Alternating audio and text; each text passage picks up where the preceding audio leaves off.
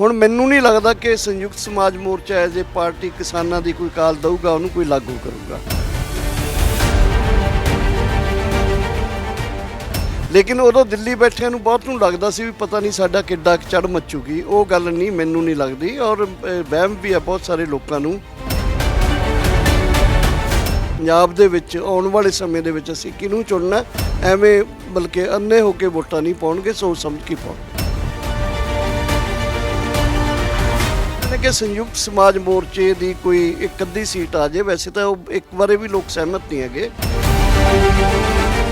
ਸਾਨੂੰ ਇਹ ਜਿਹੜੀ ਧਿਰ ਹੈ ਪਾਰਟੀਕੂਲਰਲੀ, ਇਹ ਜਿਹੜੀਆਂ ਦੋ ਤਿੰਨ ਧਿਰਾਂ ਜਿਹੜੇ ਠੱਗ ਇਕੱਠੇ ਹੋਏ ਨੇ, ਜਿਹਨੇ ਪੰਜਾਬੀ ਲੋਕਾਂ ਨੂੰ ਮੂਰਖ ਬਣਾਉਣ ਦੀ ਕੋਸ਼ਿਸ਼ ਕਰ ਰਹੇ ਨੇ, ਇਹਨਾਂ ਦਾ ਠੱਗਾਂ ਦਾ ਪਰਦਾਫਾਸ਼ ਵੀ ਕਰਨਾ ਚਾਹੀਦਾ ਔਰ ਇਹਨਾਂ ਨੂੰ ਲੋਕਾਂ ਦੀ ਕਚਹਿਰੀ 'ਚ ਵੀ ਖੜੇ ਕਰਨਾ। ਜਿਸ ਕਿਸਮ ਦੇ ਕੈਂਡੀਡੇਟ ਇਹਨਾਂ ਵੱਲੋਂ ਦਿੱਤੇ ਵੀ ਜਾ ਰਹੇ ਨੇ, ਉਹ 'ਚ ਕਿਸਾਨ ਚਿਹਰਾ ਤਾਂ ਕੋਈ ਹੈ ਵੀ ਨਹੀਂ। ਚੋਣਾਂ ਸਿਰ ਤੇ ਨੇ। ਸੰਯੁਕਤ ਸਮਾਜ ਮੋਰਚਾ ਵੀ ਇਸ ਵਾਰ ਮੈਦਾਨ ਦੇ ਵਿੱਚ ਨਿਤਰਿਆ ਹੋਇਆ ਹੈ। ਵੱਖ-ਵੱਖ ਪਾਰਟੀਆਂ ਵੀ ਜ਼ੋਰ ਅਜ਼ਮਾਇਸ਼ ਕਰ ਰਹੀਆਂ ਨੇ। ਸਾਡੇ ਨਾਲ ਅੱਜ ਕਿਸਾਨ ਆਗੂ ਡਾਕਟਰ ਦਰਸ਼ਨਪਾਲ ਮੌਜੂਦ ਨੇ, ਗੱਲਬਾਤ ਕਰਦੇ ਹਾਂ। ਡਾਕਟਰ ਸਾਹਿਬ, ਚੋਣਾਂ ਸਿਰ ਤੇ ਨੇ, ਵੱਖ-ਵੱਖ ਪਾਰਟੀਆਂ ਤਾਂ ਹਰ ਸਾਲ ਹੀ ਜ਼ੋਰ ਅਜ਼ਮਾਇਸ਼ ਕਰਦੀਆਂ ਸੀ। ਇਸ ਵਾਰ ਸੰਯੁਕਤ ਸਮਾਜ ਮੋਰਚਾ ਤੇ ਸੰਯੁਕਤ ਸੰਘਰਸ਼ ਮੋਰਚਾ ਚੜੂੰਨੀ ਸਾਹਿਬ ਦੀ ਜਿਹੜੀ ਧਿਰ ਹੈ, ਇਹ ਵੀ ਪਾਰਟੀਆਂ ਨਵੀਆਂ ਬਣੀਆਂ ਪਾਰਟੀਆਂ ਮੈਦਾਨ ਦੇ ਵਿੱਚ ਨਿਤਰੀਆਂ ਨੇ। ਤੁਹਾਨੂੰ ਕੀ ਲੱਗਦਾ ਹੈ? ਤੁਸੀਂ ਲੋਕਾਂ ਦੇ ਵਿੱਚ ਵਿਚਰ ਰਹੇ ਹੋ, ਹਾਲਾਂਕਿ ਸਾਰੀਆਂ ਜਥੇਬੰਦੀਆਂ ਇਹਨਾਂ ਪਾਰਟੀਆਂ ਦੇ ਨਾਲ ਸਹਿਯੋਗ ਨਹੀਂ ਕਰ ਰਹੀਆਂ, ਪਰ ਤੁਹਾਨੂੰ ਕੀ ਲੱਗਦਾ ਹੈ ਕੋਈ ਆਧਾਰ ਬਣ ਰਿਹਾ ਇਹਨਾਂ ਪਾਰਟੀਆਂ ਦਾ ਲੋਕਾਂ ਦੇ ਵਿੱਚ? ਦੇਖੋ, ਮੈਨੂੰ ਇਹ ਲੱਗਦਾ ਕਿ ਅੰਦੋਲਨ 'ਚ ਜਿੰਨੀ ਸਾਡੀ ਇਕਜੁੱਟਤਾ ਸੀ ਜਾਂ ਅੰਦੋਲਨ ਦਾ ਜਲਾਉ ਸੀ ਜਿਹੜਾ, ਉਸ ਸਮੇਂ ਦੇ ਦੌਰਾਨ ਪੰਜਾਬ ਦੇ ਲੋਕਾਂ ਦੇ ਵਿੱਚ ਸਾਡੇ ਅੰਦੋਲਨ ਪ੍ਰਤੀ, ਸਾਡੀਆਂ ਜਥੇਬੰਦੀਆਂ ਪ੍ਰਤੀ ਇੱਕ ਬਹੁਤ ਵੱਡਾ ਲਗਾਓ ਸੀ। ਤੇ ਜਿਹੜੀਆਂ ਪਾਰਲੀਮੈਂਟਰੀ ਪਾਰਟੀਆਂ ਨੇ, ਇਹਨਾਂ ਤੋਂ ਬੜਾ ਅਲਗਾਓ ਸੀ ਉਹਨਾਂ ਦਾ। ਇਸ ਕਰਕੇ ਇਹ ਜਿਹੜਾ ਮਤਲਬ ਕਿ ਇਹ ਜਿਹੜਾ ਟੋਟਲ ਫਿਨੋਮੀਨਾ ਆਪਾਂ ਕਹਾਂਗੇ ਇਸ ਵਰਤਾਰੇ ਦੇ ਵਿੱਚ, ਕਹਿਣਾ ਮੈਂ ਇਹ ਚਾਹੂੰਗਾ ਕਿ ਉਸ ਤੋਂ ਬਾਅਦ ਜਦੋਂ ਅਸੀਂ ਅੰਦੋਲਨ ਨੂੰ ਪਰਤ ਕੇ ਵਾਪਸ ਆਏ, ਤਾਂ ਲੋਕ ਨੇ ਜਿਹੜੀਆਂ ਆਪੋ ਆਪਣੀਆਂ ਧਿਰਾਂ ਦੇ ਵਿੱਚ ਮੁੜ ਕੇ ਚਲੇ ਗਏ ਵਾਪਸ। ਫਾਰ ਐਗਜ਼ਾਮਪਲ ਅਕਾਲੀ, ਕਾਂਗਰਸੀ, ਆਮ ਆਦਮੀ ਪਾਰਟੀ ਦੇ ਜਿਹੜੇ ਲੋਕ ਨੇ, ਉਹਨਾਂ ਨੇ ਚੋਣਾਂ ਜਿਉਂ-ਜਿਉਂ ਨੇੜੇ ਆਈ ਜਾਂਦੀਆਂ ਨੇ, ਧਰੂਵੀਕਰਨ ਵਧੀ ਜਾਂਦਾ ਤੇ ਲੋਕਾਂ ਦਾ, ਕਿਉਂਕਿ ਹੁਣ ਅਸੀਂ ਅੰਦੋਲਨ 'ਚ ਨਹੀਂ ਹੈਗੇ, ਅਸੀਂ ਖੁਦ ਇੱਕ ਸ਼ਾਂਤਮਈ ਪ੍ਰਕਿਰਿਆ ਦੇ ਵਿੱਚ ਪੈ ਗਏ ਹੋਏ ਆ। ਤੇ ਸਾਡੇ ਵਿੱਚੋਂ ਹੀ ਕੁਝ ਲੋਕਾਂ ਨੇ ਉਹੀ ਕੰਮ ਸ਼ੁਰੂ ਕਰ ਲਿਆ ਜੋ ਉਹ ਕਰ ਰਹੇ ਨੇ। ਯਾਨੀ ਜਿਵੇਂ ਤੁਸੀਂ ਕਿਹਾ ਕਿ ਸੰਯੁਕਤ ਸਮਾਜ ਮੋਰਚਾ ਤੇ ਸੰਯੁਕਤ ਸੰਘਰਸ਼ ਪਾਰਟੀ ਬਣਾ ਕੇ ਉਹ ਖੁਦ ਵੀ ਇਲੈਕਸ਼ਨ 'ਚ ਜਾ ਰਹੇ ਨੇ। ਇਸ ਕਰਕੇ ਮੈਨੂੰ ਇਹ ਲੱਗਦਾ ਕਿ ਪੰਜਾਬ ਦੇ ਲੋਕ ਜਿੰਨੇ ਕਿ ਮੈਚਿਓਰ ਨੇ, ਉਹਨਾਂ ਨੂੰ ਸੰਯੁਕਤ ਸਮਾਜ ਮੋਰਚਾ ਤੇ ਸੰਯੁਕਤ ਸਾਡੀ ਸੰਘਰਸ਼ ਪਾਰਟੀ ਹੈ ਜਿਹੜੀ, ਦੋਨਾਂ ਵੱਲੋਂ ਐਲਾਨੇ ਗਏ ਉਮੀਦਵਾਰਾਂ ਤੋਂ ਮੈਨੂੰ ਕੋਈ ਬਹੁਤੀ ਆਸ ਨਹੀਂ ਹੈ। ਮੈਨੂੰ ਲੱਗਦਾ ਕਿ ਲੋਕ ਆਪੋ ਆਪਣੀ ਸਮਝ ਮੁਤਾਬਕ, ਆਖਰ ਮੁਤਾਬਕ, ਪਹਿਲੀਆਂ ਗੁੱਟਬੰਦੀਆਂ ਮੁਤਾਬਕ ਉਵੇਂ ਹੀ ਜਾਣਗੇ। ਜਿਹੜਾ ਧਰੂਵੀਕਰਨ ਦਿੱਲੀ ਬੈਠਿਆ ਹੋਇਆ ਸੀ, ਅੱਜ ਉਹ ਮੁੜ ਕੇ ਜਿਵੇਂ ਸਮੁੰਦਰ ਦੀ ਇੱਕ ਲਹਿਰ ਨਹੀਂ ਰੀਸੀਡ ਕਰ ਜਾਂਦੀ, ਪਿੱਛੇ ਹਟ ਜਾਂਦੀ, ਉਹ ਲਹਿਰ ਪਿੱਛੇ ਹਟੀ ਹੋਈ ਹੈ। ਲੇਕਿਨ ਉਦੋਂ ਦਿੱਲੀ ਬੈਠਿਆਂ ਨੂੰ ਬਹੁਤ ਨੂੰ ਲੱਗਦਾ ਸੀ ਵੀ ਪਤਾ ਨਹੀਂ ਸਾਡਾ ਕਿੱਡਾ ਚੜ੍ਹ ਮੱਚੂਗੀ। ਉਹ ਗੱਲ ਨਹੀਂ, ਮੈਨੂੰ ਨਹੀਂ ਲੱਗਦੀ। ਔਰ ਵਹਿਮ ਵੀ ਆ ਬਹੁਤ ਸਾਰੇ ਲੋਕਾਂ ਨੂੰ ਕਿ ਉਹ ਪਤਾ ਨਹੀਂ ਕੀ ਲੋਕਾਂ ਨੂੰ ਭਰਮਾ ਲੈਣਗੇ। ਔਰ ਤੁਸੀਂ ਦੇਖੋ, ਜਿਸ ਕਿਸਮ ਦੇ ਕੈਂਡੀਡੇਟ ਇਹਨਾਂ ਵੱਲੋਂ ਦਿੱਤੇ ਵੀ ਜਾ ਰਹੇ ਨੇ, ਉਹ 'ਚ ਕਿਸਾਨ ਚਿਹਰਾ ਤਾਂ ਕੋਈ ਹੈ ਵੀ ਨਹੀਂ। ਇਹ ਸਵਾਲ ਉੱਠ ਰਿਹਾ ਹੈ ਕਿ ਵੱਖ-ਵੱਖ ਪਾਰਟੀਆਂ ਤੋਂ, ਜਿਵੇਂ ਆਮ ਆਦਮੀ ਪਾਰਟੀ ਤੋਂ ਕੋਈ ਚਿਹਰਾ ਆ ਗਿਆ ਜਾਂ ਦੂਜੀਆਂ ਪਾਰਟੀਆਂ ਤੋਂ ਚਿਹਰੇ ਲੈ ਕੇ ਕਿਸਾਨ ਜਿਹੜੇ ਨੇ ਉਹ ਇਲੈਕਸ਼ਨ ਲੜ ਰਹੇ ਨੇ, ਜੋ ਸੰਯੁਕਤ ਸਮਾਜ ਮੋਰਚੇ ਦੀ ਗੱਲ ਚੱਲ ਰਹੀ ਹੈ। ਫਿਰ ਲੋਕ ਇਹ ਵੀ ਸਵਾਲ ਕਰ ਰਹੇ ਨੇ ਕਿ ਜੇਕਰ ਦੂਜੀਆਂ ਪਾਰਟੀਆਂ ਤੋਂ ਚਿਹਰੇ ਲਿਆਉਣੇ ਸੀ ਤਾਂ ਫਿਰ ਪਾਰਟੀਆਂ ਤਾਂ ਪਹਿਲਾਂ ਹੀ ਹੈਗੀਆਂ ਨੇ, ਅਕਾਲੀ ਦਲ ਵੀ ਹੈ, ਆਮ ਆਦਮੀ ਪਾਰਟੀ ਵੀ ਹੈ, ਕਾਂਗਰਸ ਵੀ ਹੈ, ਬੀਜੇਪੀ ਵੀ ਹੈ। ਮੈਨੂੰ ਦੋਹੇ ਪੱਖਾਂ ਤੋਂ ਲੋਕਾਂ ਨੂੰ ਸਵਾਲ ਕਰਨੇ ਨੇ। ਇੱਕ ਤਾਂ ਇਹ ਕਿ ਜਿਹੜੀਆਂ ਜਥੇਬੰਦੀਆਂ ਐਡੇ ਵੱਡੇ ਇੱਕ ਪ੍ਰੋਗਰਾਮ ਜਾ ਰਹੀਆਂ ਨੇ, ਸਰਕਾਰ ਬਣਾਉਣਾ ਚਾਹੁੰਦੀਆਂ ਨੇ, ਉਹਨਾਂ ਦੇ ਘੱਟੋ ਘੱਟ ਮਿਨੀਮਮ ਕੋਈ ਪ੍ਰੋਗਰਾਮ ਹੋਣਾ ਚਾਹੀਦਾ। ਡਿਵੈਲਪਮੈਂਟ ਕਿਸ ਕਿਸਮ ਦੀ ਕਰਨਗੇ, ਕਿਹੜੀਆਂ ਚੀਜ਼ਾਂ ਨੂੰ ਰੋਕਣਗੇ, ਕਿਹੜੀਆਂ ਚੀਜ਼ਾਂ ਨੂੰ ਧੱਕਣਗੇ, ਕਿਹੜੀਆਂ ਚੀਜ਼ਾਂ ਵਿਕਸਿਤ ਕਰਨਗੇ, ਉਹ ਵੀ ਕੋਈ ਮਿਨੀਮਮ ਪ੍ਰੋਗਰਾਮ ਨਹੀਂ, ਕੋਈ ਮੈਨੀਫੈਸਟੋ ਨਹੀਂ ਹੈ।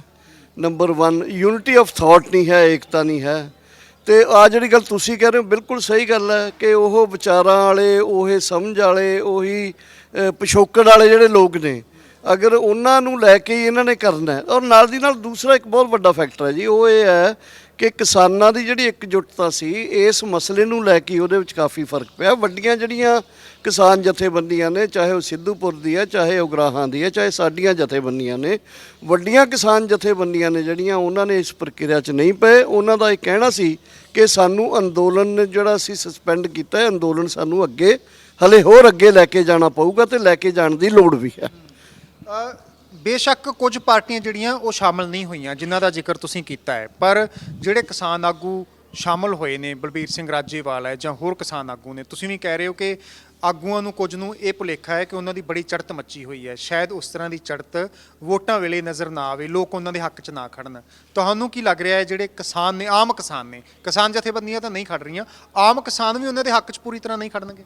ਹਾਂ, ਮੈਨੂੰ ਲੱਗਦਾ ਵੀ ਇਹ ਦੇਖੋ, ਮੈਂ ਤਾਂ ਹੀ ਕਹਿ ਰਿਹਾ ਵੀ ਇੱਕ ਹਵਾ ਹੁੰਦੀ ਹੈ, ਇੱਕ ਪੋਲਰਾਈਜੇਸ਼ਨ ਦਾ ਦੌਰ ਹੁੰਦਾ। ਅੰਦੋਲਨ ਦੇ ਦੌਰਾਨ ਪੂਰਾ ਦੌਰ ਸੀਗਾ। ਅੰਦੋਲਨ ਦੇ ਦੌਰਾਨ ਚਾਹੇ ਸੰਯੁਕਤ ਕਿਸਾਨ ਮੋਰਚਾ ਆਪਣੇ ਨਾਂ ਵੱਲੋਂ ਜੋ ਮਰਜ਼ੀ ਕਰਦਾ, ਉਹਨੂੰ ਲੋਕਾਂ ਵੱਲੋਂ ਬਹੁਤ ਵੱਡਾ ਦਿੱਲੀ, ਉਹ ਇਕੱਲਾ ਪੰਜਾਬ 'ਚ ਨਹੀਂ, ਉਹ ਤਾਂ ਸਾਰੇ ਦੇਸ਼ 'ਚ ਹੀ ਹੁੰਗਾਰਾ ਦਿੱਤਾ ਜਾ ਰਿਹਾ ਸੀ। ਦੁਨੀਆ 'ਚ ਹੀ ਲੋਕ ਲੰਡਨ, ਨਿਊਯਾਰਕ ਦੇ ਵਿੱਚ ਸਾਡੇ ਜਿਹੜੇ ਫੈਸਲੇ ਹੁੰਦੇ ਸੀ ਉਹਨੂੰ ਲਾਗੂ ਕਰਦੇ ਸੀ। ਹੁਣ ਮੈਨੂੰ ਨਹੀਂ ਲੱਗਦਾ ਕਿ ਸੰਯੁਕਤ ਸਮਾਜ ਮੋਰਚਾ ਐਜ਼ ਏ ਪਾਰਟੀ ਕਿਸਾਨਾਂ ਦੀ ਕੋਈ ਕਾਲ ਦਊਗਾ, ਉਹਨੂੰ ਕੋਈ ਲਾਗੂ ਕਰੂਗਾ। ਜੇ ਸੰਯੁਕਤ ਕਿਸਾਨ ਮੋਰਚੇ ਦੇ ਨਾਂ 'ਤੇ ਜੋ ਵੀ ਜਥੇਬੰਦੀਆਂ ਰਹਿ ਗਈਆਂ ਨੇ, ਅੱਜ 18-19 ਜਥੇਬੰਦੀਆਂ ਹੋਰ ਨਵੀਆਂ ਜਥੇਬੰਦੀਆਂ ਲੈ ਕੇ ਇੱਕ ਵੱਡਾ ਪ੍ਰੋਗਰਾਮ ਆਉਣ ਵਾਲੇ ਸਮੇਂ ਦੇ ਵਿੱਚ ਪੂਰੇ ਦੇਸ਼ ਦੇ ਵਿੱਚ ਉਲੀਕਿਆ ਗਿਆ। ਸੋ ਇਸ ਕਰਕੇ ਇਹ ਜਿਹੜਾ ਦੇਖੋ, ਇਹ ਪ੍ਰਕਿਰਿਆ ਕਾਫੀ ਗੁੰਝਲਦਾਰ ਵੀ ਹੈ ਤੇ ਬਹੁਤ ਸਪਸ਼ਟ ਵੀ ਹੈ। ਲੋਕਾਂ ਨੂੰ ਯਾਨੀ ਐਦਾਂ ਜੇ ਆਪਾਂ ਕਹੀਏ ਵੀ ਕਿਸੇ ਨੂੰ ਨਾ ਇਹੋ ਜਿਹਾ ਰੱਖ ਕੇ ਐਵੇਂ ਕਰ ਲਾਂਗੇ, ਐਦਾਂ ਨਹੀਂ ਲੋਕ ਅੱਜ ਹੁੰਦੇ। ਲੋਕਾਂ ਦੇ ਵਿੱਚ ਘਰ 'ਚ ਪੜ੍ਹੇ ਲਿਖੇ ਬੱਚੇ ਵੀ ਨੇ, ਰੋਜ਼ ਅਖਬਾਰ ਨੇ, TV ਆਉਂਦੇ ਨੇ, ਹਰ ਬੰਦਾ ਸਾਥ 'ਚ ਬੈਠ ਕੇ ਗੱਲਾਂ ਕਰਦੇ ਨੇ। ਸੋ ਇਹ ਜਿਹੜਾ ਸੋਸ਼ਲ ਲੈਵਲ ਆਫ ਕੌਨਸ਼ੀਅਸਨੈਸ ਹੈ ਪੰਜਾਬ ਦਾ, ਮਾਸ ਕੌਨਸ਼ੀਅਸਨੈਸ ਹੈ ਜਿਹੜੀ ਬੜੀ ਵਧੀ ਹੋਈ ਹੈ। ਇਹਦੇ 'ਚ ਲੋਕ ਉਵੇਂ ਹੋ ਸਕਦਾ 1-2% ਲੋਕ ਕੋਈ ਇਸ ਕਿਸਮ ਦੇ ਗੁੰਮਰਾਹ ਹੋ ਜਾਣ, ਲੇਕਿਨ ਬਹੁਤੀ ਗਿਣਤੀ ਦੇ ਲੋਕ ਸੋਚ ਸਮਝ ਕੇ ਜਾਣਗੇ, ਔਰ ਸੋਚ ਸਮਝ ਕੇ ਹੀ ਉਹਨਾਂ ਨੇ ਇਸ ਪ੍ਰਕਿਰਿਆ ਦੇ ਵਿੱਚ ਪੈਣਾ ਕਿ ਸਾਡੇ ਦੇ ਪੰਜਾਬ ਦੇ ਵਿੱਚ ਆਉਣ ਵਾਲੇ ਸਮੇਂ ਦੇ ਵਿੱਚ ਅਸੀਂ ਕਿਹਨੂੰ ਚੁਣਨਾ।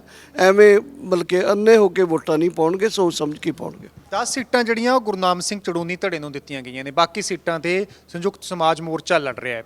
ਤੁਹਾਨੂੰ ਕੀ ਲੱਗਦਾ ਹੈ, ਸੰਯੁਕਤ ਸਮਾਜ ਮੋਰਚਾ ਕੁਝ ਸੀਟਾਂ ਲਿਜਾ ਸਕਦਾ ਹੈ, ਜਾਂ ਜਿਵੇਂ ਚਰਚਾ ਚੱਲ ਰਹੀ ਹੈ ਕਿ ਵੋਟਾਂ ਖਰਾਬ ਹੋਣਗੀਆਂ, ਕੋਈ ਕਹਿੰਦਾ ਹੈ ਕਿ ਇਹ ਕਾਂਗਰਸ ਦੀ ਵੋਟ ਤੋੜ ਸਕਦਾ ਹੈ। ਜ਼ਿਆਦਾ ਚਰਚਾ ਇਸ ਗੱਲ ਦੀ ਹੈ ਕਿ ਆਮ ਆਦਮੀ ਪਾਰਟੀ ਦੀ ਜਿਹੜੀ ਹੈ ਵੋਟਾਂ ਨੇ ਉਸ ਤੋਂ ਜ਼ਿਆਦਾ ਖੋਰਾ ਲਗਾਏਗਾ ਸੰਯੁਕਤ ਸਮਾਜ ਮੋਰਚਾ।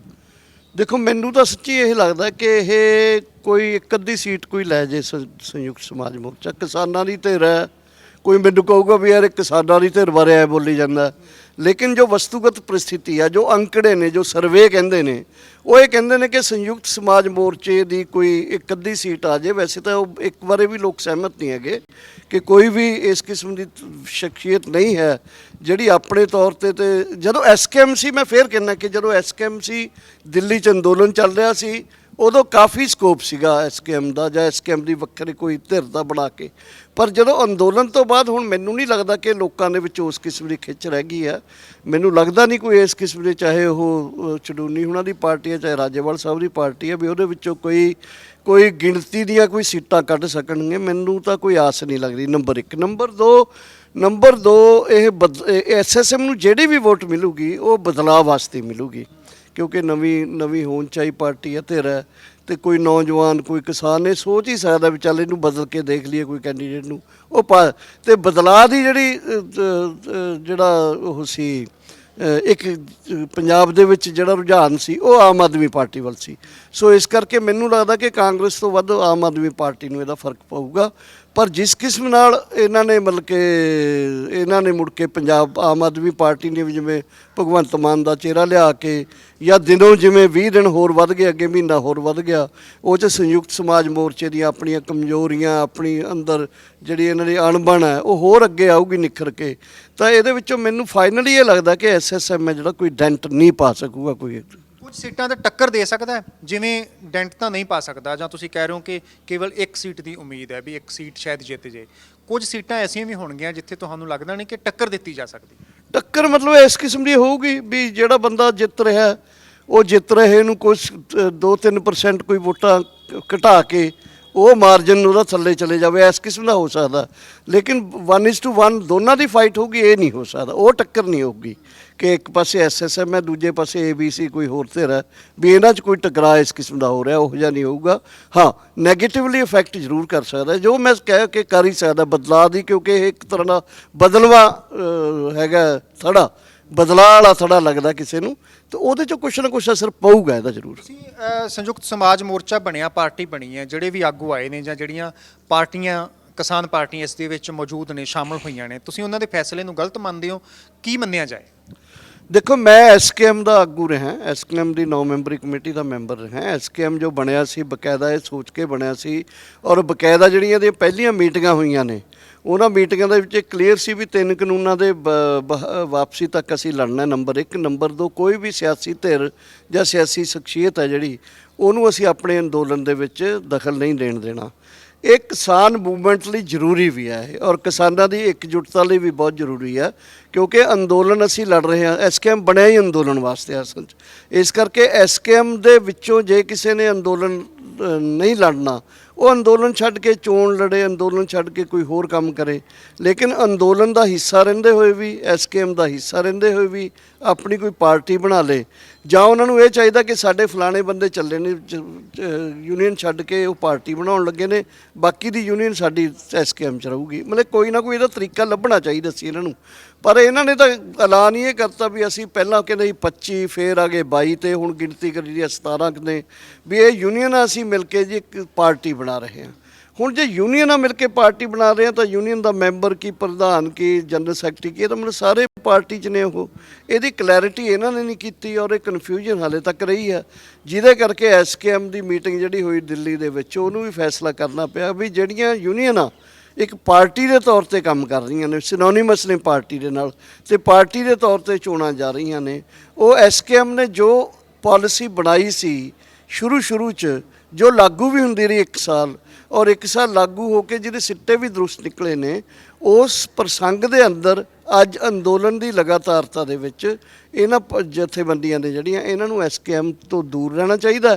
ਇਲੈਕਸ਼ਨ ਹੋਣ ਜਾਣ ਤੋਂ ਉਦੋਂ ਫਿਰ ਰਿਵਿਊ ਕਰ ਲਾਂਗੇ 4 ਮਹੀਨਿਆਂ ਬਾਅਦ ਕਿ ਕੀ ਸਿੱਟੇ। ਉਹ ਸਵਾਲ ਇਹ ਵੀ ਕਰਦੇ ਨੇ ਕਿ ਪਹਿਲਾਂ ਵੀ ਤਾਂ ਬਹੁਤ ਸਾਰੇ ਆਗੂ ਜਿਹੜੇ ਐਸਕੇਐਮ ਦੇ ਵਿੱਚ ਮੌਜੂਦ ਸਨ, ਸੰਯੁਕਤ ਕਿਸਾਨ ਮੋਰਚੇ ਦੇ ਵਿੱਚ, ਉਹ ਵੀ ਇਲੈਕਸ਼ਨ ਲੜ ਚੁੱਕੇ ਨੇ, ਫਿਰ ਇਤਰਾਜ਼ ਨਹੀਂ ਹੋਣਾ ਚਾਹੀਦਾ। ਨਹੀਂ, ਲੜ ਚੁੱਕੇ ਨੇ ਅੱਡ ਗੱਲ ਹੈ, ਪ੍ਰੈਜ਼ੈਂਟਲੀ ਅੰਦੋਲਨ ਦੇ ਦੌਰਾਨ ਲੜਨਾ ਹੋਰ ਗੱਲ ਹੈ। ਅੰਦੋਲਨ ਦੇ ਦੌਰਾਨ ਤਾਂ ਉਹ ਲੋਕਾਂ ਨੂੰ ਵੀ ਅੰਦੋਲਨ ਦੇ ਨੇੜੇ ਨਹੀਂ ਲੱਗਣ ਦਿੱਤਾ ਗਿਆ ਜਿਹੜੇ ਇਲੈਕਸ਼ਨ ਲੜ ਕੇ ਅੰਦੋਲਨ ਦੇ ਹੱਕ ਦੇ ਵਿੱਚ ਐਮਐਲਏਸ਼ਿਪ ਛੱਡ ਕੇ ਵੀ ਆਏ ਸੀ ਹਰਿਆਣੇ ਦੇ ਵਿੱਚ। ਇਲੈਕਸ਼ਨ ਦੇ ਵਿੱਚ ਕਿਸੇ ਨੂੰ ਵੀ ਉੱਥੇ ਨੇੜੇ ਨਹੀਂ ਲੱਗਣ ਦਿੱਤਾ ਗਿਆ। ਇਹਨਾਂ ਪਾਰਟੀਆਂ ਦਾ ਹੁਣ ਐਸਕੇਐਮ ਦੇ ਨਾਲ ਕੋਈ ਸਬੰਧ ਨਹੀਂ, ਕੀ ਮੰਨਿਆ ਜਾਏ? ਕੀ ਸੰਯੁਕਤ ਕਿਸਾਨ ਮੋਰਚੇ ਵਾਲੇ ਜਿਹੜੇ ਨੇ ਉਹ ਕੀ ਸੋਚਦੇ ਨੇ? ਦੇਖੋ 15 ਤਰੀਕ ਦੀ ਮੀਟਿੰਗ ਦੇ ਵਿੱਚ ਬੜਾ ਕਲੀਅਰ ਹੋਇਆ ਇਹ ਵੀ ਹਾਲ ਦੀ ਘੜੀ ਇਲੈਕਸ਼ਨ ਜਿੱਤਣ ਵਾਲੇ ਜਥੇਬੰਦੀ ਯੂਨੀਅਨ ਆ ਤੇ ਇਲੈਕਸ਼ਨ ਜਿੱਤਣ ਵਾਲੇ ਜਿਹੜੇ ਇਲੈਕਸ਼ਨ ਲੜਨ ਵਾਲੇ ਜਿਹੜੇ ਵਿਅਕਤੀ ਨੇ ਉਹ ਵਿਅਕਤੀ ਤੇ ਉਹਨਾਂ ਦੀਆਂ ਯੂਨੀਅਨ ਆ, ਜਾਂ ਤਾਂ ਉਹ ਕਲੀਅਰ ਕਰਨਗੇ ਯੂਨੀਅਨ ਸਾਡੀ ਐਸਐਸਐਮ ਦਾ ਹਿੱਸਾ ਨਹੀਂ ਹੈ। ਕਿਉਂਕਿ ਇਹ ਨਾ ਇਹ ਬੜਾ ਕੋਈ ਕਹੂਗਾ ਟੈਕਨੀਕਲ ਗੱਲ ਹੈ, ਟੈਕਨੀਕਲ ਗੱਲ ਨਹੀਂ ਹੈ ਇਹ। ਅਗਰ ਰਾਜੇਵਾਲ ਸਾਹਿਬ ਦੀ ਜਥੇਬੰਦੀ ਬੀਕੇਯੂ ਰਾਜੇਵਾਲ ਜਾਣੀ ਜਾਂਦੀ ਹੈ, ਅਗਰ ਬੀਕੇਯੂ ਕਾਦੀਆਂ ਕਰਕੇ ਜਾਣੀ ਜਾਂਦੀ ਹੈ, ਤੇ ਬੀਕੇਯੂ ਕਾਦੀਆਂ ਰਾਜੇਵਾਲ ਸਾਹਿਬ ਇਹ ਕਹਿੰਦੇ ਨੇ ਕਿ ਸੰਯੁਕਤ ਸਮਾਜ ਮੋਰਚੇ ਦੇ ਵਿੱਚ ਮੇਰੀ ਯੂਨੀਅਨ ਸ਼ਾਮਲ ਹੈ, 21ਵੀਂ ਤੋਂ 22ਵੀਂ ਯੂਨੀਅਨ ਉਹਨਾਂ ਦੀ ਹੈ, ਤਾਂ ਇਹ ਸਪਸ਼ਟ ਕਰਨਾ ਚਾਹੀਦਾ ਉਹਨਾਂ ਨੂੰ। ਇਹ ਸਪਸ਼ਟ ਕਰਕੇ ਕਹਿਣ ਵੀ ਨਹੀਂ ਅਸੀਂ ਵਿਅਕਤੀਆਂ ਦੀ ਐਸਐਸਐਮ ਬਣਾਇਆ। ਜੇ ਉਹ ਯੂਨੀਅਨਾਂ ਦਾ ਦੇਖੋ ਬਹੁਤ ਇਹਨਾਂ 'ਚ ਪੈ ਵੀ ਗਿਆ। ਹੁਣ ਕੁਝ ਜਥੇਬੰਦੀਆਂ ਐਸੀਆਂ ਨੇ ਜਿਨ੍ਹਾਂ ਜਥੇਬੰਦੀਆਂ ਨੇ ਐਸਐਸਐਮ ਤੋਂ ਦੂਰੀ ਕਰ ਲਈ, ਜਿਵੇਂ ਬੀਕੇਯੂ ਡਕਾਉਂਦਾ ਹੈ, ਕਿਰਤੀ ਕਿਸਾਨ ਯੂਨੀਅਨ ਹੈ, ਇਸੇ ਤਰ੍ਹਾਂ ਬੀਕੇਯੂ ਮਾਨਸਾ ਸੀ ਆਪਣੇ ਭੋਗ ਸਿੰਘ ਉਹਨਾਂ ਨੇ ਫਿਰ ਦੂਰੀ ਕਿਉਂ ਕਰ ਲਈ? ਉਹ ਕਿਉਂ ਨਹੀਂ ਐਸਐਸਐਮ ਦਾ ਹਿੱਸਾ ਰਹੇ? ਕਿਉਂਕਿ ਦੋ ਗੱਲਾਂ ਨੇ ਉਹਦੀਆਂ। ਇੱਕ ਤਾਂ ਗੱਲ ਇਹੀ ਹੈ ਵੀ ਉਸ ਪਾਰਟੀ ਦਾ ਹਿੱਸਾ ਨਹੀਂ ਸੀ ਬਣਨਾ ਚਾਹੁੰਦੇ, ਦੂਜਾ ਇਹ ਵੀ ਹੋ ਸਕਦਾ ਕਿ ਉਹ ਚੋਣ ਦੇ ਪ੍ਰਕਿਰਿਆ ਦੇ ਉੱਤੇ ਵੀ ਉਹਨਾਂ ਦੇ ਸਵਾਲ ਹੋਣ। ਇਸ ਕਰਕੇ ਬਹੁਤ ਸਾਰੀਆਂ ਜਥੇਬੰਦੀਆਂ, ਕੁਝ ਜਥੇਬੰਦੀਆਂ ਐਸੀਆਂ ਨੇ ਜਿਵੇਂ ਆਲ ਇੰਡੀਆ ਕਿਸਾਨ ਸਭਾ ਨਿਹਾਲਗੜ੍ਹ ਵਾਲੀ ਹੈ, ਆਲ ਇੰਡੀਆ ਕਿਸਾਨ ਸਭਾ ਆਪਣੇ ਪੁੰਨਾਵਾਲਾ ਵਾਲੀ ਹੈ, ਜਾਂ ਇਹ ਜਥੇਬੰਦੀਆਂ ਨੇ ਜਿਹੜੀਆਂ ਇਹਨਾਂ ਦੇ ਤੁਸੀਂ ਅੱਜ ਦੇਖੋ ਅਖਬਾਰ ਦੇ ਵਿੱਚ ਹੈ ਕਿ ਭਦੌੜ ਤੋਂ ਜਿਹੜਾ ਮੁੰਡਾ ਆਪਣਾ ਉਹ ਭਦੌੜ ਤੋਂ ਸੀਟ ਉਹਨੇ ਵਾਪਸ ਕਰਤੀ ਸੰਯੁਕਤ ਸਮਾਜ ਮੋਰਚੇ ਦੀ, ਉਹ ਆਪਣੀ ਪਾਰਟੀ ਵੱਲੋਂ ਲੜੂਗਾ। ਉਹਨਾਂ ਨੇ ਬਾਕੀ ਸੀਟਾਂ ਐਲਾਨ ਕੀਤੀਆਂ ਨੇ, ਜਿੱਥੇ ਸੰਯੁਕਤ ਸਮਾਜ ਮੋਰਚੇ ਦਾ ਸੀਗਾ ਉੱਥੇ ਉਹਨਾਂ ਦੀ ਪਾਰਟੀ ਨੇ ਐਲਾਨ ਕੀਤੀਆਂ ਨੇ। ਸੋ ਜਿਵੇਂ ਜਿਵੇਂ ਸਮਾਂ ਨਿਕਲੀ ਜਾਊਗਾ ਇਹ ਆਪਸ ਦੇ ਵਿੱਚ ਮਤਭੇਦ ਵੀ, ਆਪਸ ਦੇ ਵਿੱਚ ਡਿਸਯੂਨਿਟੀ ਵੀ ਦਿਖਾਈ ਦੇਊਗੀ ਔਰ ਕਨਫਿਊਜ਼ਨ ਦੇ ਵਿੱਚ ਲੋਕਾਂ ਨੂੰ ਪਤਾ ਹੀ ਨਹੀਂ ਲੱਗਣਾ ਵੀ ਉਹ ਕਰ ਕੀ ਰਿਹਾ ਐਸਐਸਐਮ। ਇਹ ਆਉਣ ਵਾਲੇ ਸਮੇਂ ਦੇ ਵਿੱਚ ਮੰਨ ਲਓ ਇਹ ਸੀਟਾਂ ਹਾਰ ਜਾਂਦੇ ਨੇ ਜਾਂ ਇਹਨਾਂ ਨੂੰ ਕਾਮਯਾਬੀ ਨਹੀਂ ਮਿਲਦੀ, ਜਿਸ ਤਰ੍ਹਾਂ ਸੋਚ ਰਹੇ ਨੇ ਕਿਸਾਨ ਆਗੂ ਕਿ ਸਾਡੀ ਚੜ੍ਹਤ ਹੈ, ਅਸੀਂ ਲੋਕਾਂ ਦੇ ਵਿੱਚ ਵਿਚਰ ਰਹੇ ਹਾਂ, ਲੋਕ ਸਾਡੇ ਹੱਕ ਦੇ ਵਿੱਚ ਖੜਨਗੇ, ਉਹ ਬਦਲ ਭਾਲਦੇ ਨੇ। ਜੇਕਰ ਲੋਕ ਹੱਕ 'ਚ ਨਹੀਂ ਖੜਦੇ, ਵੋਟ ਵੰਡੀ ਜਾਂਦੀ ਹੈ, ਇਹ ਕਾਮਯਾਬ ਨਹੀਂ ਹੁੰਦੇ, ਸੀਟਾਂ ਲਿਜਾਣ ਦੇ ਵਿੱਚ ਇਹਨਾਂ ਨੂੰ ਕਾਮਯਾਬੀ ਨਹੀਂ ਮਿਲਦੀ, ਤਾਂ ਕੀ ਸੰਯੁਕਤ ਕਿਸਾਨ ਮੋਰਚੇ ਦੇ ਕੋਲ ਕੋਈ ਉਹਨਾਂ ਨੂੰ ਵਾਪਸੀ ਦਾ ਕੋਈ ਰਸਤਾ ਹੈਗਾ? ਨਹੀਂ, ਦੇਖੋ ਮੈਨੂੰ ਇਹ ਲੱਗਦਾ ਕਿ ਮੈਂ ਜਿਵੇਂ ਮੈਂ ਪਹਿਲਾਂ ਉਹ ਲੜਕੇ ਦਾ ਨਾਮ ਭਗਵੰਤ ਸਿੰਘ ਸਮਾਉ ਹੈ ਜਿਹਨੂੰ ਭਦੌੜ ਤੋਂ ਟਿਕਟ ਦਿੱਤਾ ਸੀ, ਉਹਨੇ ਟਿਕਟ ਵਾਪਸ ਕਰਤਾ ਐਸਐਸਐਮ ਦਾ। ਦੂਜੀ ਗੱਲ ਇਹ ਨਾ ਅਸੀਂ ਆਉਣ ਵਾਲੇ ਸਮੇਂ ਦੇ ਵਿੱਚ ਮੀਟਿੰਗ ਕਰਾਂਗੇ, ਮੀਟਿੰਗ ਦੇ ਵਿੱਚ ਸੋਚਾਂਗੇ ਕਿ ਇਹ ਬੰਦੇ ਕਿੰਨੇ ਕੁ ਸੈਲਫ ਕ੍ਰਿਟੀਕਲੀ ਆ ਰਹੇ ਨੇ। ਦੇਖੋ ਕਦੇ ਕੋਈ ਚੀਜ਼ ਆਪਣੇ ਰਾਹ ਤੋਂ ਹਟ ਕੇ ਲੋਕ ਕਰਦੇ ਨੇ, ਬੱਚੇ ਵੀ ਕਰਦੇ ਨੇ, ਪੋਲੀਟੀਸ਼ੀਅਨ ਵੀ ਕਰਦੇ ਨੇ, ਵੱਡੇ ਵੱਡੇ ਵਿਦਵਾਨ ਕਰਦੇ ਨੇ, ਉਹਨਾਂ ਤੋਂ ਬਹੁਤ ਨੁਕਸ ਰਹਿ ਜਾਂਦੇ ਨੇ। ਅਗਰ ਸੰਯੁਕਤ ਕਿਸਾਨ ਮੋਰਚੇ ਦੀ ਮੂਵਮੈਂਟ ਨੂੰ ਅੱਗੇ ਲਿਜਾਣ ਦੇ ਵਿੱਚ ਇਹ ਚੀਜ਼ ਨੇ ਕੁਝ ਖੋਰਾ ਲਾਇਆ ਔਰ ਇਸ ਗੱਲ ਨੂੰ ਕੋਈ ਲੋਕ ਮਹਿਸੂਸ ਕਰਨਗੇ ਤਾਂ ਅਸੀਂ ਆਪਣੀ ਐਸਕੇਐਮ ਦੀ ਜਿਹੜੀ ਆਲ ਇੰਡੀਆ ਮੀਟਿੰਗ ਆ ਉਹਦੇ 'ਚ ਵਿਚਾਰਾਂਗੇ ਇਸ ਗੱਲ ਨੂੰ ਕਿ ਇਹਨਾਂ ਪ੍ਰਤੀ ਕੀ ਆਪਣਾ ਰਵੱਈਆ ਹੋਣਾ ਚਾਹੀਦਾ। ਪਰ ਅੱਜ ਦੀ ਘੜੀ ਮੈਨੂੰ ਲੱਗਦਾ ਪੰਜਾਬ ਦੀਆਂ ਜਥੇਬੰਦੀਆਂ ਦੀ ਕੱਲ੍ਹ ਵੀ ਬਰਨਾਲੇ ਮੀਟਿੰਗ ਹੋਈ ਹੈ, ਵਿਸ਼ਵਾਸਘਾਤ ਦਿਨ ਦੀ ਤਿਆਰੀ ਵਾਸਤੇ ਮੀਟਿੰਗਾਂ ਰੱਖੀਆਂ ਗਈਆਂ ਨੇ, ਉਹਦੇ ਵਿੱਚ ਵੀ 18-19 ਜਥੇਬੰਦੀਆਂ ਨੇ ਆਪਣੀ ਹਾਜ਼ਰੀ ਲਵਾਈ ਹੈ। ਉਹ ਜਥੇਬੰਦੀਆਂ ਦੇ ਵੀ ਵਿਚਾਰ ਹੋਣਗੇ। ਹਰਿਆਣਾ, ਯੂਪੀ, ਕਰਨਾਟਕ, ਤਾਮਿਲਨਾਡੂ ਸਾਰੇ ਦੇਸ਼ ਦੀਆਂ ਜਥੇਬੰਦੀਆਂ ਦੇ ਵਿਚਾਰ ਹੋਣਗੇ, ਉਹ 'ਚ ਫੈਸਲਾ ਕਰਾਂਗੇ। 31 ਤਰੀਕ ਨੂੰ ਵਿਸ਼ਵਾਸਘਾਤ ਦਿਨ ਜਿਹੜਾ ਹੈ ਉਹ ਮਨਾਇਆ ਜਾਣਾ ਹੈ। ਵਿਸ਼ਵਾਸਘਾਤ ਦਿਨ ਜਿਹੜਾ ਉਸ ਦਾ ਤੁਸੀਂ ਕਿਹਾ ਹੈ ਕਿ ਵਿਰੋਧ ਕੀਤਾ ਜਾਏਗਾ, ਕਿੱਥੇ ਕਿੱਥੇ ਵਿਰੋਧ ਹੋਏਗਾ, ਕਿਸ ਤਰ੍ਹਾਂ ਦਾ ਵਿਰੋਧ ਹੋਏਗਾ? ਦੇਖੋ ਵੈਸੇ ਤਾਂ ਇਹ ਐਸਕੇਐਮ ਦਾ ਆਲ ਇੰਡੀਆ ਦਾ ਜਿਹੜਾ ਡਿਸੀਜਨ ਹੈ, ਸਾਰੇ ਦੇਸ਼ ਦੇ ਵਿੱਚ ਤਹਿਸੀਲ ਤੇ ਜ਼ਿਲ੍ਹਾ ਹੈੱਡਕੁਆਟਰਾਂ ਦੇ ਉੱਤੇ ਜਿਹੜੇ ਸਾਡੇ ਮੁੱਦੇ ਸਰਕਾਰ ਮੰਨੀ ਸੀ, ਕੇਸ ਵਾਪਸ ਲੈਣ ਦੇ ਨਾਲ ਐਮਐਸਪੀ ਤੇ ਕਮੇਟੀ ਬਣਾਉਣ ਦੇ, ਜਾਂ ਅਜੇ ਮਿਸ਼ਰ ਟੈਣੀ ਨੂੰ ਸਾਡੀ ਮੰਗ ਸੀ ਕਿ ਉਹਨੂੰ ਬਰਖਾਸਤ ਕੀਤਾ ਜਾਵੇ, ਉਹਨਾਂ ਮੁੱਦਿਆਂ ਦੇ ਉੱਤੇ ਉਵੇਂ ਸਰਕਾਰ ਨੇ ਕੋਈ ਅਗਲਾ ਕਦਮ ਨਹੀਂ ਪੁੱਟਿਆ ਹਾਲ ਤੱਕ। ਉਹਨਾਂ ਮੁੱਦਿਆਂ ਦੇ ਖਿਲਾਫ ਜਿਹੜਾ ਨਹੀਂ ਪੁੱਟਿਆ ਉਹਦੇ ਲਈ ਅਸੀਂ ਉਸ ਦਿਨ ਨੂੰ ਕਿਹਾ ਵਿਸ਼ਵਾਸਘਾਤ ਦਿਨ ਪੂਰੇ ਦੇਸ਼ ਦੇ ਅੰਦਰ ਮਨਾਇਆ ਜਾਊਗਾ। ਪੂਰੇ ਦੇਸ਼ ਦੇ ਅੰਦਰ ਤਹਿਸੀਲਾਂ ਦੇ ਉੱਤੇ ਵੱਡੇ ਵੱਡੇ ਮੁਜ਼ਾਹਰੇ ਕੀਤੇ ਜਾਣਗੇ ਤੇ ਉਸੇ ਦਿਨ ਹੀ ਕੇਂਦਰ ਸਰਕਾਰ ਦੀਆਂ ਅਰਥੀਆਂ ਨੇ ਜਿਹੜੀਆਂ ਤਹਿਸੀਲਾਂ ਦੇ ਉੱਤੇ ਸਾੜੀਆਂ ਜਾਣਗੀਆਂ ਔਰ ਅਗਲੇ ਆਉਣ ਵਾਲੇ ਦਿਨਾਂ ਦੇ ਅੰਦਰ ਇਲੈਕਸ਼ਨ ਜਿਵੇਂ ਜ਼ੋਰ ਫੜ ਜਾਊਗਾ ਉਹਨਾਂ ਦੇ ਵਿੱਚ ਜੇ ਸਾਡੀ ਆਲ ਇੰਡੀਆ ਮੀਟਿੰਗ ਹੋ ਸਕੀ ਉਹਦੇ 'ਚ ਅਸੀਂ ਤੈਅ ਕਰਾਂਗੇ ਕਿ ਅਗਲਾ ਐਕਸ਼ਨ ਕੀ ਲੈਣਾ, ਕਿਉਂਕਿ ਯੂਪੀ ਮਿਸ਼ਨ ਵੀ ਸਾਡਾ ਡਿਊ ਹੈ। 1 ਫਰਵਰੀ ਤੋਂ ਸ਼ਾਇਦ ਯੂਪੀ ਦੇ ਅੰਦਰ ਵੀ ਸਾਡੇ ਸਾਥੀ ਨੇ ਜਿਹੜੇ ਯੂਪੀ ਮਿਸ਼ਨ ਦੇ ਤਹਿਤ ਬੀਜੇਪੀ ਦੇ ਖਿਲਾਫ ਆਪਣੇ ਨਾਅਰੇ ਲਾਉਂਦੇ ਹੋਏ ਉਤਰਨ। ਅੱਜ ਕੱਲ੍ਹ ਵੀ ਲਖੀਮਪੁਰ ਖੀਰੀ ਦੇ ਵਿੱਚ ਟਕੈਤ ਹੋਣੀ ਗਏ ਹੋਏ ਨੇ, 21 ਨੂੰ ਜਾਣਾ ਸੀ ਉਹਨਾਂ ਨੇ। ਸੋ ਲਖੀਮਪੁਰ ਖੀਰੀ ਨੂੰ ਟਾਰਗੇਟ ਕਰਦੇ ਹੋਏ ਬੀਜੇਪੀ ਦਾ ਕਿਸਾਨ ਵਿਰੋਧੀ ਚਿਹਰਾ ਨੰਗਾ ਕਰਦੇ ਹੋਏ ਯੂਪੀ ਮਿਸ਼ਨ ਵੀ ਲਾਗੂ ਕਰਨਾ ਹੈ, ਵਿਸ਼ਵਾਸਘਾਤ ਦਿਵਸ ਵੀ ਮਨਾਉਣਾ ਔਰ ਇਸ ਅੰਦੋਲਨ ਦੀ ਲਗਾਤਾਰਤਾ ਪੂਰੇ ਦੇਸ਼ ਦੇ ਵਿੱਚ ਰੱਖਣੀ ਹੈ। ਕਿਸਾਨਾਂ ਦੇ ਜਿਹੜੇ ਮਸਲੇ ਸੀ ਉਹ ਪੂਰੀ ਤਰ੍ਹਾਂ ਹੱਲ ਨਹੀਂ ਹੋਏ, ਆਗੂਆਂ ਦੇ ਉੱਪਰ ਬਹੁਤ ਸਾਰੇ ਲੋਕਾਂ ਦੇ ਉੱਪਰ ਕੇਸ ਹੋਏ, ਵਾਪਸ ਨਹੀਂ ਹੋਏ, ਇਸ ਕਰਕੇ ਵਿਸ਼ਵਾਸਘਾਤ ਦਿਨ ਮਨਾਉਣ ਦੀ ਗੱਲ ਕੀਤੀ ਜਾ ਰਹੀ ਹੈ। ਪਿਛਲੇ ਸਮੇਂ ਦੌਰਾਨ ਜਦੋਂ ਮੋਰਚਾ ਲੱਗਾ ਹੋਇਆ ਸੀ ਤਾਂ ਬਹੁਤ ਸਾਰੇ ਬੀਜੇਪੀ ਲੀਡਰਾਂ ਦਾ ਵਿਰੋਧ ਕੀਤਾ ਗਿਆ। ਪੰਜਾਬ ਦੇ ਵਿੱਚ ਬੀਜੇਪੀ ਲੀਡਰਾਂ ਨੂੰ ਘਰਾਂ ਦੇ ਵਿੱਚੋਂ ਬਾਹਰ ਨਿਕਲਣਾ ਮੁਸ਼ਕਲ ਸੀਗਾ।